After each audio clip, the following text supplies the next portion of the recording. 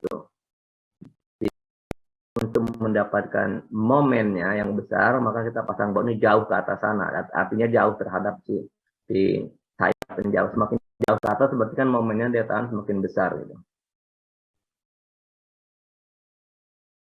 Nah, apa namanya? Dalam opsinya nanti ada beberapa gitu ya. Ada 4 baut tanpa pengaku, ya. 4 baut tanpa pengaku.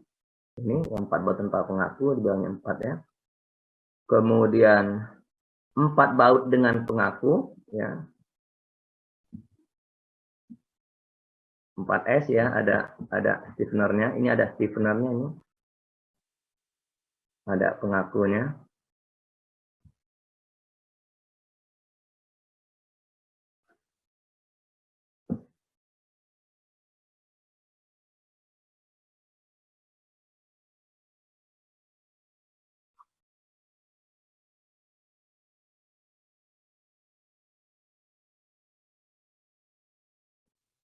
Oke. Kemudian yang lain adalah 8 baut. Jadi ini lebih tinggi lagi ya, lebih tinggi lagi sehingga bautnya ada 8. Ya. Atau 4 atas 4 bawah atau 4 atau 8 di sini 8 di sana gitu ya. Ada stiffener juga, ada stiffener dia 8. Oke. Ini plat ujung diperpanjang. Kalau ini tadi balok tereduksi ya. Konfigurasi plat diperpanjang ini punya 3 opsi lagi atau 3 pilihan lagi. Kemudian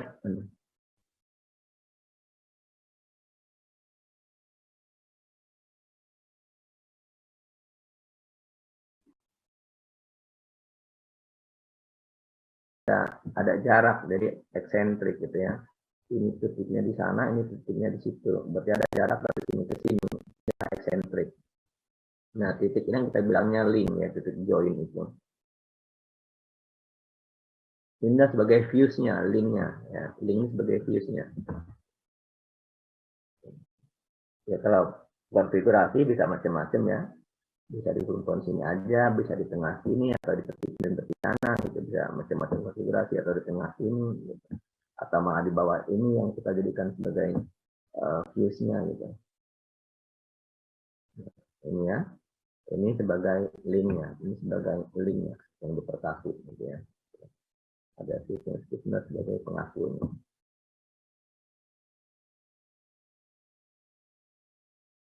Ini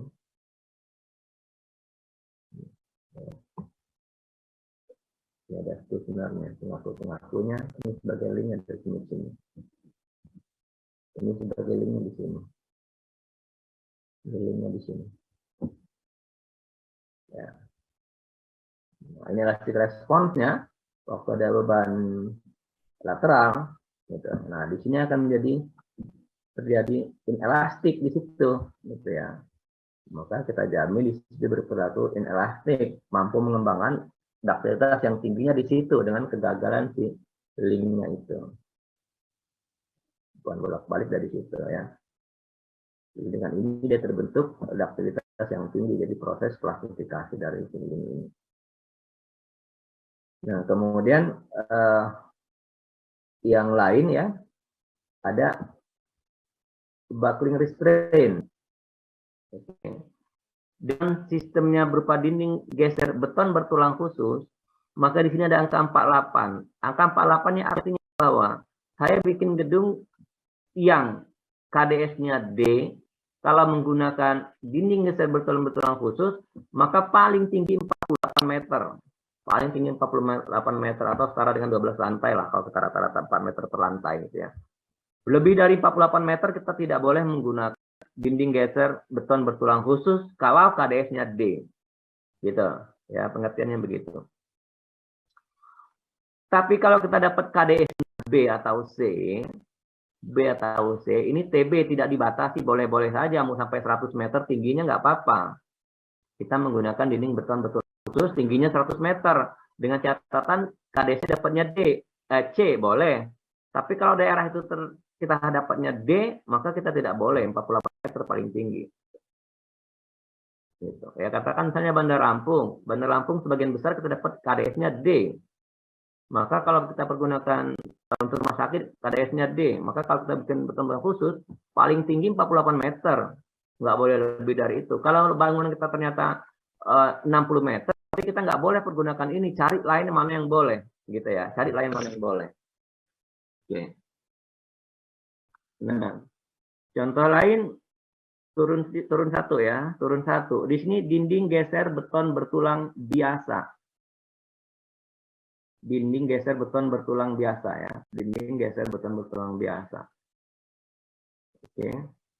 Di sini untuk B dan C sama TB tak dibatasi. Tapi untuk D dia udah TI, tidak diizinkan, tidak diizinkan. Ya, kita kalau daerahnya D, KDS-nya D, kita tidak boleh menggunakan dinding geser beton bertulang biasa. Tidak boleh ya. Oke. Jadi kita benar-benar dibatasi penggunaannya. Ini R tadi, ini proses mengecilkan beban respons spektrum elastik. Kalau dinding geser beton bertulang khusus, kita turunkan per 5, kita bagi 5 gitu ya. Ini kita bagi 4, tapi tetap nggak boleh gitu. Kan pembagiannya lebih kecil nih. Atau dinding beton polos nih ya. Kita turunkan dengan 2, tapi tetap tidak boleh. Beda sama peraturan yang sebelumnya. Kalau yang lama itu ya resiko dari kita menggunakan ini adalah bebannya lebih besar gitu ya. Tapi yang terakhir mulai 2012 karena persoalannya bukan sekedar mengecilkan gempa, tapi menjamin perilakunya berperilaku inelastik yang tercapai. Nah itu yang kemudian mengikat batasan penggunaan sistem struktur kita. Ini sistem dinding penumpu contoh lain ya. Kita lihat misalnya sistem rangka bangunan ya, bracing building frame system. Rangka baja dengan bracing eksentris. Ya. Baja bracing eksentris sama tuh. Kalau D dia cuma 48 meter. Ya. Dia kalau B dan C ya tadi batasi. Konsentris sama 48 meter juga. Konsentris biasa dia cuma 10 meter. Gitu ya. Itu apa namanya? Building frame system.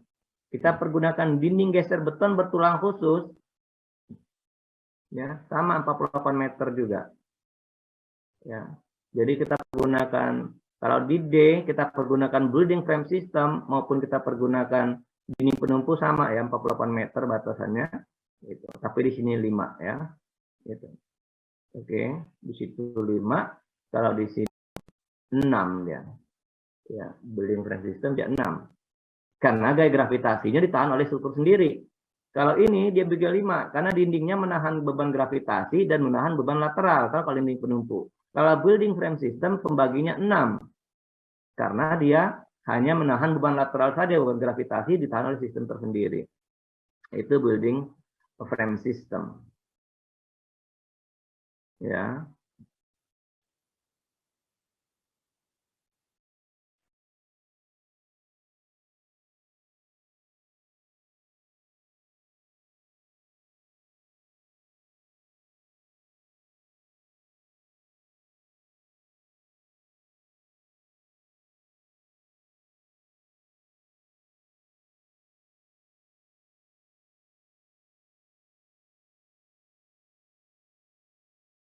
Oke, kita lihat lain sistem rangka pemikul momen. Nah ini rangka baja pemikul momen khusus TB semua. Sorry, ya yang paling atas ya TB semua ini, TB semua.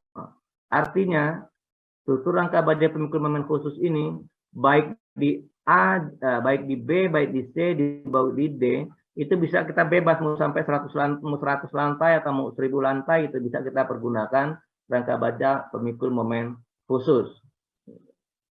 Ya.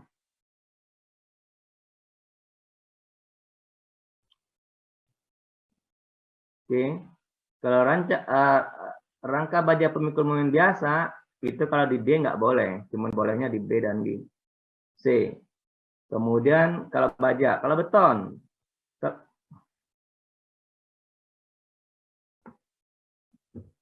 kalau beton gitu ya. rangka beton bertulang pemikul momen khusus, maka dia B, C, D tak dibatasi, boleh sampai berlantai-lantai, banyak lantai boleh. Gitu ya. Di sini kita lihat faktor pengurang bebannya berapa, R-nya adalah 8, sama ya, yang khususnya 8. Artinya bebannya kalau 1000, elastiknya 1000, kita turunkan menjadi 1,125. Atau dalam gambar respons spektrum kita tadi, nah ini kita bagi 8, gambar ini kita bagi 8, berarti bisa turun di bawah sini dia gitu. Ya. Bisa turun di bawah sini. Artinya beban depannya jauh lebih kecil, turun 8. R-nya 8, turun 8. Gitu ya. Tapi dengan menurunkan beban ini, tadi kan ada tuntutan. Di beberapa kuliah kemarin sudah dibahas terus. Terakhir di gambar terakhir tadi juga ada juga. Gitu ya.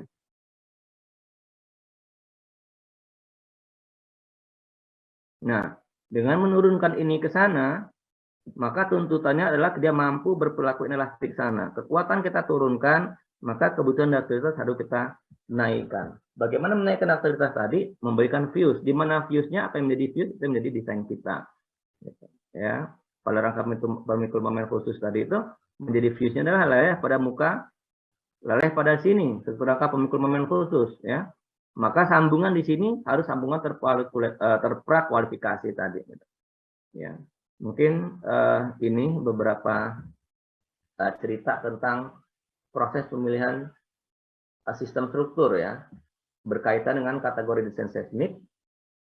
Ya, kategori desain seismik itu berdasarkan kategori risiko bangunan. Ya, kategori desain seismik berdasarkan pada kategori risiko bangunan dan ini batasan SDSN-D1. Kemudian pemilihan struktur. Pemilihan sistem struktur ini, batasnya struktur ini, berdasarkan KDS-nya, dan ininya kita mau memilih yang mana. Oke, maka di sini kita lihat yang tidak boleh, berarti nggak bisa kita pakai. Kalau ada angka, berarti itu adalah tinggi maksimum. Gitu, ya. Ini ada angka, berarti tinggi maksimum 48. Gitu. Ini TB, berarti tak dibatasi mau berapapun tingginya. Berapa pengecilan bebannya? R-nya adalah ini.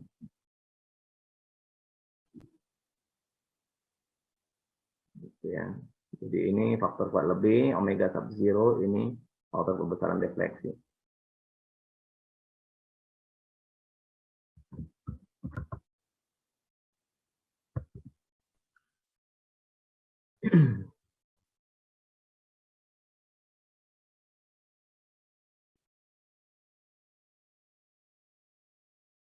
Oke ya, mungkin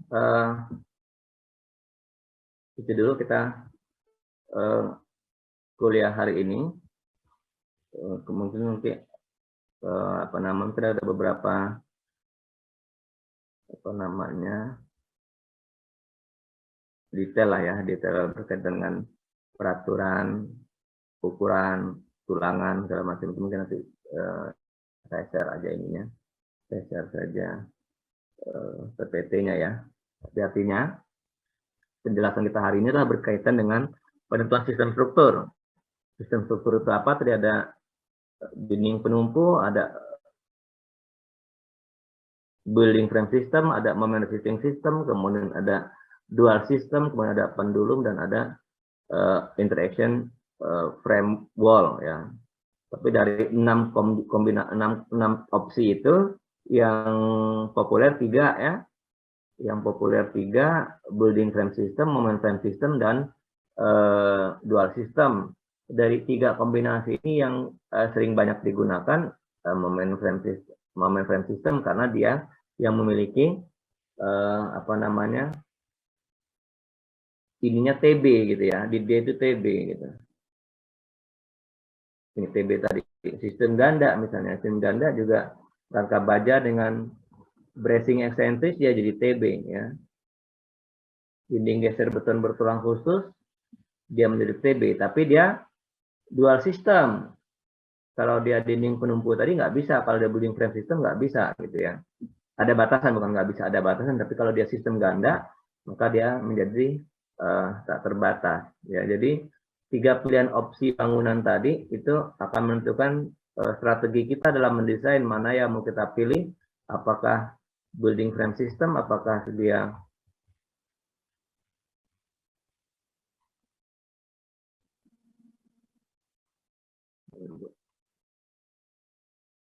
nah ini ya, apakah building frame system, apakah memanage frame system, ataukah ini gitu.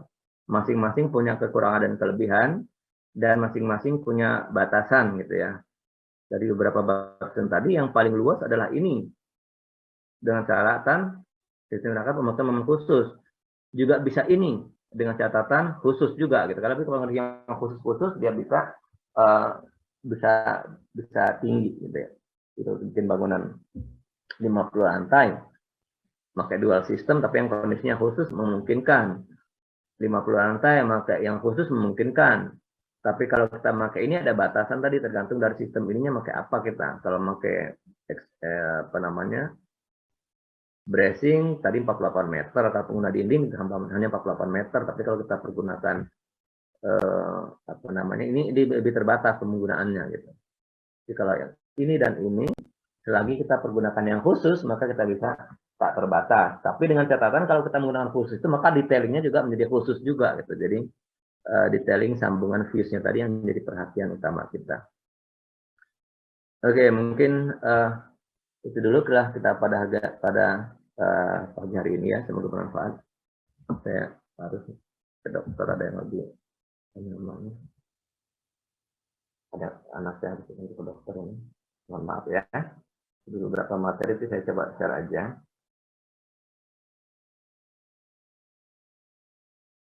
Kita lanjutkan minggu depan.